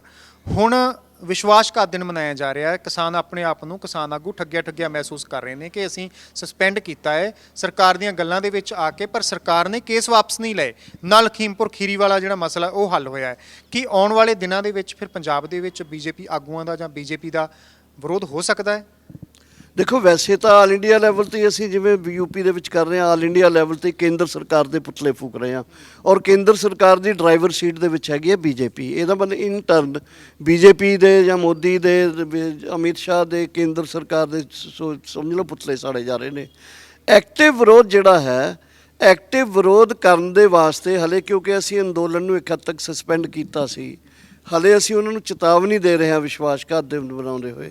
ਔਰ ਮੇਰੀ ਯੂਨੀਅਨ ਦੀ ਨਿੱਜੀ ਤੌਰ ਤੇ, ਮੇਰੀ ਕ੍ਰਾਂਤੀਕਾਰੀ ਕਿਸਾਨ ਯੂਨੀਅਨ ਵੱਲੋਂ ਮੈਂ ਸਮਝਦਾ ਕਿ ਬੀਜੇਪੀ ਦਾ ਜਿੰਨਾ ਵੀ ਰਹਿੰਦ ਖੂੰਦ ਰਹਿ ਗਿਆ ਪੰਜਾਬ ਦੇ ਅੰਦਰ, ਜਿਹੜਾ ਉਹਦੇ ਵਿੱਚ ਅਮਰਿੰਦਰ ਸਿੰਘ ਹੁਣਾਂ ਨੇ, ਢੀਂਡਸੇ ਹੁਣਾਂ ਨੇ ਉਹਨੂੰ ਕਰਕੇ ਜਿਹੜੀ ਤਾਕਤ ਦੇਣ ਦੀ ਕੋਸ਼ਿਸ਼ ਕੀਤੀ ਹੈ, ਮੈਨੂੰ ਲੱਗਦਾ ਪੰਜਾਬੀ ਲੋਕਾਂ ਨੂੰ, ਪੰਜਾਬ ਦੀਆਂ ਜਮਹੂਰੀਅਤ ਤੇ ਕ੍ਰਾਂਤੀਕਾਰੀ ਸ਼ਕਤੀਆਂ ਨੂੰ ਇਸ ਨੂੰ ਚੁਣੌਤੀ ਦੇ ਤੌਰ ਤੇ ਲੈਣਾ ਚਾਹੀਦਾ ਔਰ ਇਹਨਾਂ ਨੂੰ ਜ਼ਰੂਰ ਹੀ ਇਹਨਾਂ ਦੇ ਵਿਰੁੱਧ ਪ੍ਰਚਾਰ ਕਰਨਾ ਚਾਹੀਦਾ, ਕਿਉਂਕਿ ਇਹਨਾਂ ਨੇ ਸਾਡੇ 750 ਤੋਂ ਉੱਪਰ ਸ਼ਹੀਦ ਕਿਸਾਨ ਹੋਣ ਵਾਸਤੇ ਮਜਬੂਰ ਕੀਤੇ ਸੀ। ਸਾਨੂੰ 1 ਸਾਲ ਤੋਂ ਉੱਪਰ ਦਿੱਲੀ ਦੀਆਂ ਬਰੂਹਾਂ ਤੇ ਬਿਠਾਇਆ ਸੀ ਤੇ ਅਜੇ ਵੀ 3-4 ਮਸਲੇ ਸਾਡੇ ਪੈਂਡਿੰਗ ਨੇ। ਇਸ ਲਈ ਸਾਨੂੰ ਘੱਟੋ ਘੱਟ ਇਲੈਕਸ਼ਨ ਦੇ ਦੌਰਾਨ ਵੀ, ਉਹ ਤੋਂ ਬਾਅਦ ਵੀ ਸਾਨੂੰ ਇਹ ਜਿਹੜੀ ਧਿਰ ਹੈ ਪਾਰਟੀਕੂਲਰਲੀ, ਇਹ ਜਿਹੜੀਆਂ 2-3 ਧਿਰਾਂ ਜਿਹੜੇ ਠੱਗ ਇਕੱਠੇ ਹੋਏ ਨੇ, ਜਿਹਨੇ ਪੰਜਾਬੀ ਲੋਕਾਂ ਨੂੰ ਮੂਰਖ ਬਣਾਉਣ ਦੀ ਕੋਸ਼ਿਸ਼ ਕਰ ਰਹੇ ਨੇ, ਇਹਨਾਂ ਦਾ ਠੱਗਾਂ ਦਾ ਪਰਦਾਫਾਸ਼ ਵੀ ਕਰਨਾ ਚਾਹੀਦਾ ਔਰ ਇਹਨਾਂ ਨੂੰ ਲੋਕਾਂ ਦੀ ਕਚਹਿਰੀ 'ਚ ਵੀ ਖੜੇ ਕਰਨਾ ਚਾਹੀਦਾ। ਅਜਿਹਾ ਕੀ ਹੋਇਆ ਕਿ ਉਹੀ ਬੀਜੇਪੀ ਜਿਸ ਦਾ ਪੰਜਾਬ ਦੇ ਵਿੱਚ ਘਰੋਂ ਬਾਹਰ ਨਿਕਲਣਾ ਆਗੂਆਂ ਦਾ ਮੁਸ਼ਕਲ ਹੋਇਆ ਸੀ, ਉਸ ਬੀਜੇਪੀ ਦੇ ਵਿੱਚ ਵੱਡੇ ਆਗੂਆਂ ਦੇ ਚਿਹਰੇ ਜਾ ਰਹੇ ਨੇ, ਵੱਡੇ ਆਗੂ ਜਾ ਰਹੇ ਨੇ। ਕੈਪਟਨ ਅਮਰਿੰਦਰ ਸਿੰਘ ਦਾ ਤੁਸੀਂ ਨਾਮ ਲੈ ਹੀ ਦਿੱਤਾ, ਹੋਰ ਵੀ ਕਾਂਗਰਸ ਦੇ ਹੋਰ ਵੀ ਕਈ ਚਿਹਰੇ ਜਿਹੜੇ ਨੇ ਉਹ ਚਲੇ ਗਏ ਨੇ। ਤੁਹਾਨੂੰ ਕੀ ਲੱਗਦਾ ਹੈ ਅਜਿਹਾ ਬੀਜੇਪੀ ਨੇ ਕੀ ਕਰਤਾ? ਇੱਥੇ ਨਿਕਲਣਾ ਮੁਸ਼ਕਲ ਸੀ ਘਰਾਂ ਦੇ ਵਿੱਚੋਂ, ਲਾਲਚ ਵਸ ਜਾ ਰਹੇ ਨੇ, ਉਹਨਾਂ ਦੀ ਬਾਹ ਮਰੋੜੀ ਜਾ ਰਹੀ ਹੈ, ਕੀ ਵਜ੍ਹਾ ਮੰਨਦੇ ਹੋ? ਦੇਖੋ ਇਹ ਜਿਹੜਾ ਪੋਲੀਟਿਕਸ ਦੇ ਵਿੱਚ ਇਹ ਜਿਹੜੀ ਗੰਦੀ ਖੇਡ ਹੈ ਨਾ, ਮੌਕਾ ਪ੍ਰਸਤ ਖੇਡ ਹੈ, ਜਿਹੜੀ ਆਪਣੇ ਨਿੱਜੀ ਮਫਾਦਾਂ ਤੋਂ, ਆਪਣੇ ਪਰਿਵਾਰਕ ਮਫਾਦਾਂ ਤੋਂ, ਆਪਣੇ ਬਿਜ਼ਨਸ ਦੇ ਮਫਾਦਾਂ ਨਾਲ ਜਿਹੜੀ ਖੇਡਦੇ ਨੇ ਲੋਕ, ਇਹ ਤਾਂ ਹੈ ਵੱਡੀ ਇੱਕ ਚੈਲੰਜ ਲੋਕਾਂ ਵਾਸਤੇ। ਲੋਕਾਂ ਦਾ ਉਭਾਰ ਹੈ ਜਿਹੜਾ ਉਹ ਇਹਨਾਂ ਨੂੰ ਕਿਸੇ ਉਸ 'ਤੇ ਬਲਕਿ ਰੋਕ ਸਕਦਾ। ਇਹ ਕੋਈ ਐ ਨਹੀਂ ਹੈ, ਇਹ ਹੁੰਦਾ ਹੀ ਆਇਆ ਹੁਣ ਤੱਕ, ਆਇਆ ਰਾਮ ਗਿਆ ਰਾਮ ਰਹੇ ਨੇ। ਇੱਥੇ ਵੱਡੀ ਗਿਣਤੀ 'ਚ ਲੋਕ ਟਪੂਸੀ ਮਾਰ ਕੇ ਦੂਜੀ ਪਾਰਟੀ ਜਾਂਦੇ ਨੇ, ਲੇਕਿਨ ਜਨਤਾ ਦਾ ਹਿਊਮਨ ਬੀਇੰਗਸ ਦਾ ਮਾਸ ਕੌਨਸ਼ੀਅਸਨੈਸ ਹੈ ਜਿਹੜੀ ਪੂਰੀ ਮਾਸ ਸਾਈਕੋਲੋਜੀ ਹੈ ਜਿਹੜੀ ਉਹ ਬਦਲਣੀ ਚਾਹੀਦੀ ਹੈ, ਔਰ ਅੰਦੋਲਨ ਨੇ ਜਿਹੜੇ ਉਹ ਇਸ ਨੂੰ ਬਦਲ ਸਕਦੇ ਨੇ। ਜਿਵੇਂ ਮੈਂ ਕਿਹਾ ਵੀ ਹੁਣ ਜੇ ਲੋਕਾਂ ਨੇ ਪੰਜਾਬ ਦਿਆਂ ਨੇ ਅਮਰਿੰਦਰ ਸਿੰਘ ਦਾ ਢੀਂਡਸੇ ਉਹਨਾਂ ਦਾ ਜਿਹੜਾ ਛੜੱਪਾ ਮਾਰ ਕੇ ਗਏ, ਡੱਡੂ ਟਪੂਸੀ ਮਾਰ ਕੇ ਗਏ ਨੇ ਜਿਹੜੇ, ਅਗਰ ਇਹਦਾ ਨੋਟਿਸ ਪੰਜਾਬ ਦੇ ਲੋਕ ਨਹੀਂ ਲੈਂਦੇ ਤਾਂ ਬੜੀ ਮਾੜੀ ਗੱਲ ਹੋਊਗੀ। ਕਿਉਂਕਿ ਕੱਲ ਅਮਰਿੰਦਰ ਸਿੰਘ ਕੁਛ ਕਹਿੰਦੇ ਸੀ, ਰਜਵਾੜਾ ਸ਼ਾਹੀ ਘਰਾਣੇ 'ਚ ਆਉਂਦਾ ਬੰਦਾ, ਕੋਈ ਉਹਨੂੰ ਫਿਕਰ ਨਹੀਂ ਲੋਕਾਂ ਦਾ, ਆਪਣੀਆਂ ਪਾਰਟੀ ਦੀ ਕਦੇ ਹਾਈ ਕਮਾਂਡ ਸਮਝਦਾ ਰਿਹਾ, ਤੇ ਅੱਜ ਜਾ ਕੇ ਬੀਜੇਪੀ 'ਚ ਰਲ ਗਿਆ। ਇਹੋ ਜਿਹੇ ਲੋਕ ਤਾਂ ਬੜੇ ਖਤਰਨਾਕ ਹੁੰਦੇ ਨੇ।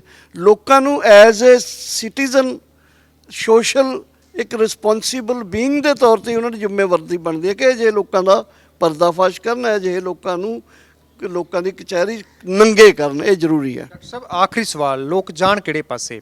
ਕੈਪਟਨ ਦਾ ਤੁਸੀਂ ਜ਼ਿਕਰ ਕਰ ਦਿੱਤਾ, ਉਧਰ ਚਲੇ ਗਏ, ਤੁਸੀਂ ਕਹਿੰਦੇ ਹੋ ਜਿਹੜੇ ਲੋਕ ਇਕੱਠੇ ਹੋ ਰਹੇ ਨੇ ਬੀਜੇਪੀ 'ਚ ਜਾ ਰਹੇ ਨੇ, ਇੱਕ ਤਰ੍ਹਾਂ ਦਾ ਠੱਗ ਮਹਿਕਮਾ ਜਾ ਰਿਹਾ ਹੈ। ਦੂਜੇ ਪਾਸੇ ਕਾਂਗਰਸ ਦੇ ਉੱਪਰ ਲੋਕਾਂ ਨੂੰ ਵਿਸ਼ਵਾਸ ਨਹੀਂ ਰਿਹਾ, ਅਕਾਲੀ ਦਲ ਬੇਅਦਬੀ ਮਾਮਲੇ ਤੇ ਲਗਾਤਾਰ ਘਿਰਦਾ ਆ ਰਿਹਾ ਹੈ, ਸਾਰੀਆਂ ਪਾਰਟੀਆਂ ਘਿਰਦੀਆਂ ਆ ਰਹੀਆਂ ਨੇ। ਹੁਣ ਕਿਸਾਨਾਂ ਦੀ ਜਿਹੜੀ ਪਾਰਟੀ ਬਣੀ ਉਸ ਦੇ ਵਿੱਚ ਕਿਸਾਨ ਜਥੇਬੰਦੀਆਂ ਵੀ ਪੂਰੀ ਤਰ੍ਹਾਂ ਸਹਿਯੋਗ ਨਹੀਂ ਕਰ ਰਹੀਆਂ, ਲੋਕ ਜਾਣ ਕਿਹੜੇ ਪਾਸੇ? ਦੇਖੋ, ਮੈਨੂੰ ਇਹ ਲੱਗਦਾ ਵੀ ਹਾਲ ਦੀ ਘੜੀ ਤਾਂ ਲੋਕਾਂ ਨੂੰ ਇਹ ਕਹਿ ਰਿਹਾ ਵੀ ਤੁਸੀਂ, ਤੁਹਾਡੀ ਜੋ ਅਕਲ ਹੈ ਭਾਈ, ਉਹਨੂੰ ਤੁਸੀਂ ਉਸ ਸ਼ਖਸ ਨੂੰ ਤੁਸੀਂ ਆਪਣਾ ਭਵਿੱਖ ਬਣਾਉਣ ਦੇ ਵਾਸਤੇ ਚੁਣ ਲਓ। ਲੇਕਿਨ ਇਹ ਗੱਲ, ਇਹ ਸਵਾਲ ਦਾ, ਇਸ ਦੀ ਚਿੰਤਾ ਸਾਡੇ ਸਾਰੇ ਲੋਕਾਂ ਨੂੰ ਕਰਨੀ ਚਾਹੀਦੀ ਹੈ, ਅੰਦੋਲਨਕਾਰੀਆਂ ਨੂੰ, ਬੁੱਧੀਜੀਵੀਆਂ ਨੂੰ, ਕਲਮਕਾਰਾਂ ਨੂੰ, ਸਾਰਿਆਂ ਨੂੰ ਇਸ ਦੀ ਚਿੰਤਾ ਕਰਨੀ ਚਾਹੀਦੀ ਹੈ। ਔਰ ਦੇਸ਼ ਦੇ ਵਿੱਚ ਕੋਈ ਇਸ ਕਿਸਮ ਦਾ ਅੰਦੋਲਨ ਖੜਾ ਹੋਣਾ ਚਾਹੀਦਾ ਜਿਹੜਾ ਤੁਹਾਡੇ ਸਵਾਲ ਦਾ ਜਵਾਬ ਦੇ ਸਕੇ ਕਿ ਲੋਕ ਜਾਣ ਕਿੱਧਰ ਨੂੰ, ਸਮਾਜ ਜਾਵੇ ਕਿੱਧਰ ਨੂੰ, ਕਿਵੇਂ ਇੱਕ ਭ੍ਰਸ਼ਟਾਚਾਰ ਮੁਕਤ ਸਮਾਜ, ਕਿਵੇਂ ਇੱਕ ਬੇਰੁਜ਼ਗਾਰੀ ਮੁਕਤ ਸਮਾਜ, ਕਿਵੇਂ ਇੱਕ ਜਿਹੜੀ ਗੈਰ ਬਰਾਬਰੀ ਹੈ ਉਹਦੇ ਤੋਂ ਮੁਕਤ ਸਮਾਜ, ਕਿਵੇਂ ਜਾਤ ਪਾਤ ਤੋਂ ਰਹਿਤ ਸਮਾਜ, ਕਿਵੇਂ ਵਹਿਮਾਂ ਭਰਮਾਂ ਤੋਂ ਮੁਕਤ ਸਮਾਜ ਹੈ ਜਿਹੜਾ ਬਣਾਇਆ ਜਾ। ਉਹਦੇ ਲਈ ਅੰਦੋਲਨ ਦੀ ਲੋੜ ਹੈ, ਔਰ ਫਿਰ ਅੰਦੋਲਨ ਉਹ ਤੈਅ ਕਰੂਗਾ ਕਿ ਹੁਣ ਤੁਸੀਂ ਇਹਨਾਂ ਲੋਕਾਂ ਵੱਲ ਜਾਓ। ਤੁਸੀਂ ਦੋ ਚਿਹਰੇ ਨੇ, ਇੱਕ ਪਾਸੇ ਭਗਵੰਤ ਮਾਨ ਨੂੰ ਸੀਐਮ ਚਿਹਰਾ ਐਲਾਨਤਾ ਆਮ ਆਦਮੀ ਪਾਰਟੀ ਨੇ, ਦੂਜੇ ਪਾਸੇ ਨਵਜੋਤ ਸਿੰਘ ਸਿੱਧੂ ਕਾਂਗਰਸ ਦੇ ਵਿੱਚ, ਜਿਨ੍ਹਾਂ ਕਰਕੇ ਕਾਂਗਰਸ ਦੇ ਵਿੱਚ ਵੱਡਾ ਭੁਚਾਲ ਆਇਆ ਰਿਹਾ। ਹੁਣ ਤੱਕ ਕਾਟੋ ਕਲੇਸ਼ ਜਿਹੜਾ ਖਤਮ ਨਹੀਂ ਹੋਇਆ। ਕਿਤੇ ਨਾ ਕਿਤੇ ਨਵਜੋਤ ਸਿੰਘ ਸਿੱਧੂ ਦੇ ਹੱਕ ਦੇ ਵਿੱਚ ਵੀ ਆਵਾਜ਼ ਉੱਠਦੀ ਹੈ ਕਿ ਉਹ ਸੀਐਮ ਹੋਣੇ ਚਾਹੀਦੇ ਨੇ, ਉਹਨਾਂ ਨੂੰ ਮੌਕਾ ਮਿਲਣਾ ਚਾਹੀਦਾ। ਕਿਤੇ ਆਵਾਜ਼ ਇਹ ਉੱਠ ਰਹੀ ਹੈ ਕਿ ਆਮ ਆਦਮੀ ਪਾਰਟੀ ਨੂੰ ਪੰਜਾਬ ਦੇ ਵਿੱਚ ਲਿਆਉਣਾ ਚਾਹੀਦਾ ਹੈ। ਭਗਵੰਤ ਮਾਨ ਇਮਾਨਦਾਰੀ ਨਾਲ ਕੰਮ ਕਰ ਰਹੇ ਨੇ, ਤੁਹਾਨੂੰ ਕੀ ਲੱਗਦਾ ਹੈ ਲੋਕ ਭਗਵੰਤ ਮਾਨ ਨੂੰ ਵੋਟ ਪਾ ਸਕਦੇ ਨੇ? ਭਗਵੰਤ ਮਾਨ ਨੂੰ ਸੀਐਮ ਚਿਹਰਾ ਐਲਾਨਿਆ ਗਿਆ, ਉਹਨਾਂ ਨੂੰ ਸੀਐਮ ਦੇਖਣਾ ਚਾਹਣਗੇ, ਜਾਂ ਨਵਜੋਤ ਸਿੰਘ ਸਿੱਧੂ ਨੂੰ, ਜਾਂ ਕਿਸੇ ਹੋਰ? ਨਹੀਂ, ਮੈਨੂੰ ਲੱਗਦਾ ਵੀ ਅਸਲ ਜਿਹੜਾ ਪਾਰਟੀਆਂ ਦੇ ਪ੍ਰੋਗਰਾਮ ਨੇ, ਜੋ ਪਾਰਟੀਆਂ ਦੇ ਕਿਰਦਾਰ ਨੇ, ਜੋ ਆਗੂਆਂ ਦੇ ਕਿਰਦਾਰ ਨੇ, ਜੋ ਮੈਂ ਕਿਹਾ ਕਿ ਲੋਕ ਕਿੱਧਰ ਨੂੰ ਜਾਣ, ਹਲੇ ਇਹਦੇ 'ਚ ਕਹਿਣਾ ਕੁਛ ਸਪਸ਼ਟ ਹੀ ਹੈ। ਮੇਰੇ ਮੁਤਾਬਕ ਉਹ ਚਾਹੇ ਭਗਵੰਤ ਮਾਨ ਬਣ ਜਾਣ, ਚਾਹੇ ਬਣ ਜਾਣ ਨਵਜੋਤ ਸਿੱਧੂ, ਤੇ ਚਾਹੇ ਬਣ ਚੰਨੀ ਜੀ, ਤੇ ਚਾਹੇ ਬਣ ਜਾਣ ਸੁਖਬੀਰ ਬਾਦਲ ਜੀ, ਮੇਰੇ ਮੁਤਾਬਕ ਜਿਹੜੇ ਚੌਕਟੇ ਦੇ ਵਿੱਚ ਰਹਿ ਕੇ ਕੰਮ ਕਰਦੇ ਨੇ, ਉਹ ਚੌਕਟੇ ਦੇ ਅੰਦਰ ਰਹਿ ਕੇ ਥੋੜ੍ਹਾ ਬਹੁਤਾ 19-21 ਦਾ ਕਿਤੇ ਕਰਪਸ਼ਨ ਘੱਟ ਹੋ ਸਕਦੀ, ਕਿਤੇ ਵੱਧ ਹੋ ਸਕਦੀ ਹੈ, ਪਰ ਨਾ ਬੇਰੁਜ਼ਗਾਰੀ ਨੂੰ ਉਸ ਤਰੀਕੇ ਨਾਲ, ਕਿਉਂਕਿ ਉਹਦੇ ਲਈ ਬੜੇ ਰੈਡੀਕਲ ਚੇਂਜਸ ਦੀ ਲੋੜ ਹੈ। ਉਹ ਰੈਡੀਕਲ ਚੇਂਜਸ ਕਰਨ ਵਾਸਤੇ ਕੋਈ ਵੀ ਲੀਡਰ, ਕੋਈ ਪਾਰਟੀ ਤਿਆਰ ਨਹੀਂ ਹੈ। ਔਰ ਉਹਦੇ ਵਾਸਤੇ ਪੂਰਾ, ਜਿਵੇਂ ਕਿਸਾਨੀ ਦੇ ਐਂਗਲ ਤੋਂ ਕਹੂੰਗਾ, ਉਹ ਲਈ WTO ਨੂੰ ਚੈਲੰਜ ਕਰਨਾ ਪੈਣਾ। ਉਹਦੇ ਲਈ ਬਹੁਤ ਸਾਰੀਆਂ ਕੇਂਦਰ ਸਰਕਾਰ ਦੀਆਂ ਅਗਰੇਰੀਅਨ ਪਾਲਿਸੀਜ਼, ਕੇਂਦਰ ਸਰਕਾਰ ਦੀਆਂ ਇੰਡਸਟਰੀਜ਼ ਪਾਲਿਸੀ, ਪੰਜਾਬ ਸਰਕਾਰ ਦੀਆਂ ਬਹੁਤ ਸਾਰੀਆਂ ਪਾਲਿਸੀ ਨੇ ਜਿਹੜੀਆਂ ਜਿਹਦੇ ਨਾਲ ਗੈਰ ਬਰਾਬਰੀ ਕਹਿ ਲਓ, ਜਾਂ ਜਿਹਨੂੰ ਰੁਜ਼ਗਾਰ ਦੀ ਗੱਲ ਕਹਿੰਦੇ ਆ, ਜਾਂ ਸੋਸ਼ਲ ਸਿਕਿਉਰਿਟੀ ਜਿਹੜੀ ਹੈ ਉਹ ਲੋਕਾਂ ਨੂੰ ਮਿਲ ਸਕਦੀ ਹੈ। ਉਦਾਹਰਨ ਬਹੁਤ ਸਾਰੇ ਦੇਸ਼ਾਂ ਦੇ ਬੱਚਿਆਂ ਤੇ ਬਜ਼ੁਰਗਾਂ ਨੂੰ ਸੋਸ਼ਲ ਸਿਕਿਉਰਿਟੀ ਦਿੱਤੀ ਹੈ, ਇੱਥੇ ਕਿਉਂ ਨਹੀਂ ਦਿੱਤੀ ਜਾ ਸਕਦੀ? ਸੋ ਦਿੱਤੇ ਫਰੇਮਵਰਕ ਦੇ ਅੰਦਰ ਮੈਨੂੰ ਨਹੀਂ ਲੱਗਦਾ ਕਿ ਕੋਈ ਉਸ ਕਿਸਮ ਦਾ ਕੁਆਲੀਟੇਟਿਵ ਜਾਂ ਰੈਡੀਕਲ ਚੇਂਜ ਸੰਭਵ ਹੈ। ਉਹ ਚਿਹਰੇ ਬਦਲ ਸਕਦੇ ਨੇ, ਪਰ ਸਿਸਟਮ ਦੇ ਵਿੱਚ ਕੋਈ ਕੁਆਲੀਟੇਟਿਵ ਬਦਲਾਅ ਮੇਰੇ ਮੁਤਾਬਕ ਸੰਭਵ ਨਹੀਂ ਹੈ। ਧੰਨਵਾਦ ਡਾਕਟਰ ਸਾਹਿਬ, ਤੁਸੀਂ ਗੱਲਬਾਤ ਕੀਤੀ ਸਾਡੇ ਨਾਲ। ਇਸ ਅੰਦਰ ਡਾਕਟਰ ਦਰਸ਼ਨਪਾਲ, ਇਹਨਾਂ ਦਾ ਕਹਿਣਾ ਹੈ ਕਿ ਸੰਯੁਕਤ ਸਮਾਜ ਮੋਰਚਾ ਬੇਸ਼ੱਕ ਪਿੰਡ ਦੇ ਵਿੱਚ ਨਿੱਤਰ ਗਿਆ, ਉਹਨਾਂ ਦੇ ਵੱਲੋਂ ਕੈਂਡੀਡੇਟ ਖੜੇ ਕੀਤੇ ਜਾ ਰਹੇ ਨੇ, ਇਲੈਕਸ਼ਨ ਲੜੀ ਜਾ ਰਹੀ ਹੈ, ਪਰ ਬਹੁਤ ਸਾਰੀਆਂ ਕਿਸਾਨ ਜਥੇਬੰਦੀਆਂ ਅੱਜ ਵੀ ਸੰਯੁਕਤ ਸਮਾਜ ਮੋਰਚੇ ਦੇ ਇਸ ਫੈਸਲੇ ਦੇ ਪੂਰੀ ਤਰ੍ਹਾਂ ਹੱਕ ਦੇ ਵਿੱਚ ਨਹੀਂ। ਇਹਨਾਂ ਦਾ ਕਹਿਣਾ ਹੈ ਕਿ ਸੰਯੁਕਤ ਸਮਾਜ ਮੋਰਚਾ ਲੱਗ ਰਿਹਾ ਹੈ ਕਿ ਸ਼ਾਇਦ ਵੱਡੀ ਟੱਕਰ ਨਾ ਦੇ ਪਾਏ, ਇੱਕ ਸੀਟ ਹੀ ਉਹਨਾਂ ਦੇ ਹੱਕ ਦੇ ਵਿੱਚ ਆਏ, ਪਰ ਨਾਲ ਵੋਟਾਂ ਤੋੜਨ ਦਾ ਕੰਮ ਹੋ ਸਕਦਾ ਹੈ ਕਿ ਸੰਯੁਕਤ ਸਮਾਜ ਮੋਰਚਾ ਕਰੇ, ਪਰ ਇਸ ਦੇ ਨਾਲ ਹੀ ਇੱਕ ਵੱਡਾ ਅੰਦੋਲਨ ਵਿੱਢਣ ਦੀ ਲੋੜ ਹੈ ਤਾਂ ਕਿ ਵਧੀਆ ਰਾਜਨੀਤੀ ਹੋ ਸਕੇ, ਤਾਂ ਕਿ ਆਪਣੇ ਪ੍ਰਦੇਸ਼ ਦੇ ਭਵਿੱਖ ਨੂੰ ਸਵਾਰਿਆ ਜਾ ਸਕੇ। ਕੈਮਰਾਮੈਨ ਪਰਮਿੰਦਰ ਦੇ ਨਾਲ ਰਣਦੀਪ ਸਿੰਘ ਦਾ ਅਨਮਿਊਟ, ਬਨੂੜ।